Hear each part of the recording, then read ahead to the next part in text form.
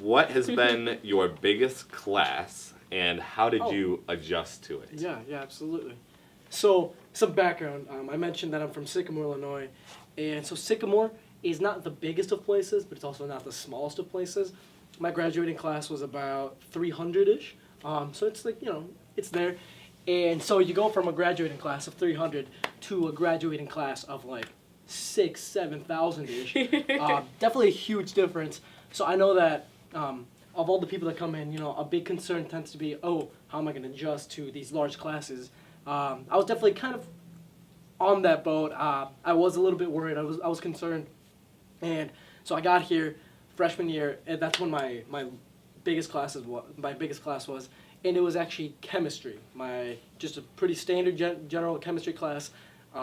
It had roughly close to 400 students. So right off the bat, I was in a lecture hall with more people than I graduated with, and the second part, how did I kind of adjust to that? It was actually kind of a self-adjustment. I kind of didn't actively think, okay, now I have to do this, now I have to do this, to kind of get acclimated to a large lecture hall. It kind of just happened on its own, because once you're here, you kind of, at least in my opinion, I kind of quickly felt like, oh, it really is not that big of a deal, because in terms of space, there's plenty of space. Like, the space is there, and in terms of interaction, well, you still do have that interaction with whoever you're learning from, either because you can obviously speak up in lecture, or if you're not comfortable with that, we have our discussion sections, which are much smaller appendages to the larger lecture hall. So at no point did I ever feel like I couldn't communicate with a professor or a teaching assistant or whoever was going to kind of